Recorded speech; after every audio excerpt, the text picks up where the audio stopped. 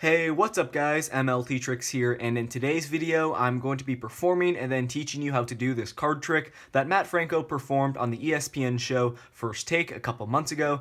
And if you are new here to my channel, make sure you subscribe for more card and magic trick videos like this.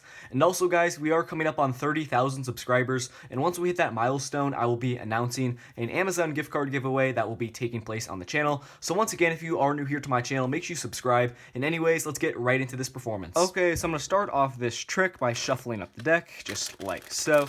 Now from here, I'm going to need my spectator to make a selection, so they can truly choose any card they want to from the deck. So let's say my spectator chooses this card right here, and for this trick, I actually do not want to look at the card, so I'm just going to be showing you guys the card right there. That's going to go ahead and be your selection. Now at this point, I'm just going to get the card lost into the middle of the deck, just like so. And I will even give the deck, let's say, one more riffle shuffle as well. Now at this point, with your card completely lost into the middle of the deck, you guys are probably wondering what these cards are that I have off to the side here. And what I have here are the 4 aces, and the 4 aces are going to be really important in this trick because we're going to be playing a little game here with the 4 aces. And for this game, I like to use the ace of spades, and this game consists of 3 rounds, and it basically just involves the spectator trying to catch the magician as he turns the ace face up and face down, just like that. So for round 1, I'm going to place the ace at the bottom of the pack here, face up, and all I need to do is shake the deck a little bit. You guys will see that I can get that ace to turn face down, just like that. So that is round 1, and now we're going to go ahead and move on to round 2. I'm going to do the same thing. All I'm going to do is shake the deck, and you guys can see that I will get that ace to turn face up, just like that. So that is round 2, and now for round 3, it's going to be a little bit different here because I'm just going to be turning the aces face up, just like this. I'm going to turn all of the aces face up, just like so. And we're going to try it one more time here. I'm going to shake the deck, and you guys will see that I can get that ace of spades to be the only face down card, just like this. But if you remember at the beginning of this trick, you did in fact make a selection. So all I need to do now is snap my fingers over this ace of spades, and you guys will see that I can get that ace of spades to change into your original selection, the 2 of clubs. So that is the card trick. I hope you guys enjoyed it, and if you want to learn how to do it, make sure to stick around for the tutorial. Okay, so since this is a Matt Franco card trick, it is a little bit more challenging than some of the tricks that I've been posting on my channel recently, but once you guys memorize the steps, it really will not be that difficult to perform. And the good thing about this trick is you can use a borrowed deck because all you need to do is remove the 4 aces, and then you're ready to go. And also guys, once you remove the 4 aces, I would recommend that you place the ace of spades in one of these top 3 positions, and I will explain why later in this tutorial. But once you've done that, you're ready to go. So once again here, have the ace of spades in one of these top 3 cards. Go ahead and place them off to the side. You can even have your spectator hold on to them.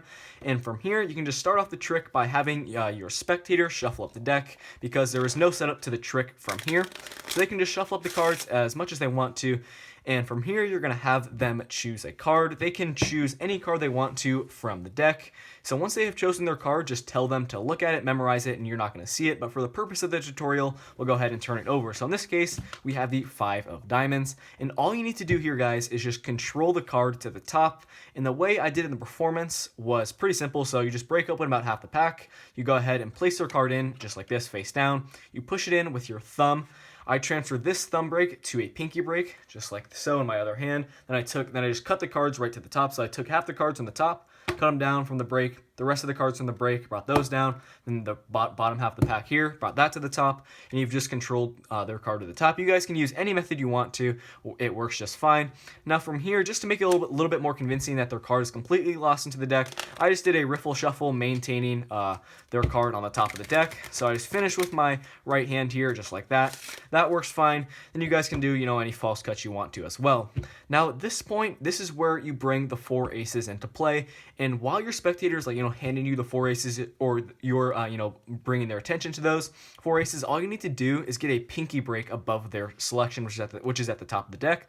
So you can either come over with your other hand and just lift up on the card and get a pinky break that way, or you guys can just push over with your thumb, pull it back, and then get a pinky break just like that. Either way, make it discreet and try to have your spectator not notice what you're doing here. So at this point, you're going to have them hand you the 4 aces. You're going to place them on top of the break, which is above their selection. you're going to place the cards down just like that, and you're going to square them up, and you're going to explain to your spectator that the 4 aces are going to be really important in this trick because you're going to be playing a little game with them. And what you're doing here is you're kind of like distracting them essentially, because you need to take the 4 aces off, but you need to essentially steal their card away with the packet. So once again here, they're gonna hand you the 4 aces. You have the break over their card. You put them all on top. You're gonna take the 5 cards from the break, take them off, and just do that casually.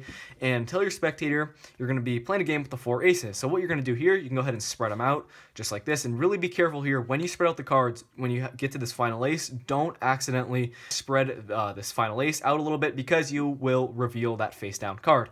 Now at this point, you guys can do one of 2 things. You can have your spectator choose any one of the aces to play with. However, if they choose this ace that's at the bottom here, the trick won't work because you need to remove this ace. However, if you do that, you will reveal this face down card. So the best way to get around that, I think, is you just spread out the aces here and say, okay, I like to use the ace of spades for this game because it's like the best card. That's why you have the ace of spades be one of those top 3 cards when you originally set up the 4 aces. So I would just do that to be safe, because once again here, if your spectator wants to use this bottommost ace, in this case ace of diamonds, the trick won't work because you can't remove it without them seeing this face down card. So once you have removed one of these top 3 aces here, you just explain to your spectator that you like to use the ace of spades. Now at this point, you're just going to explain to them what the game is.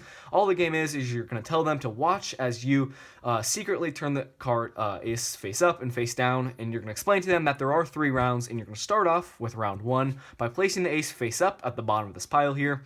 You can just shake the cards, snap your fingers, do whatever you want to. Spread out the cards. You're going to spread out the first 3 aces just like this. And once you get here, this face down card is basically a double back card at this point, because you're going to have their selection face down with the ace directly behind it, just like this. You're going to explain to them that the ace of spades turned over. You're going to turn these 3 face up aces just like this. Now from here, you're going to explain to them that was round 1, and now what you're going to do here is really important. So you're going to spread off the top 2 aces just like this. And now you're going to have these 3 cards here. You're going to have the ace of spades face up at the bottom. What you need to do here is first spread off this first ace. Then when you have this packet of 2, you're simply going to be bringing these bottom 3 cards right to the top, just like that. So once again here, you're going to take off the 1, 2 top aces.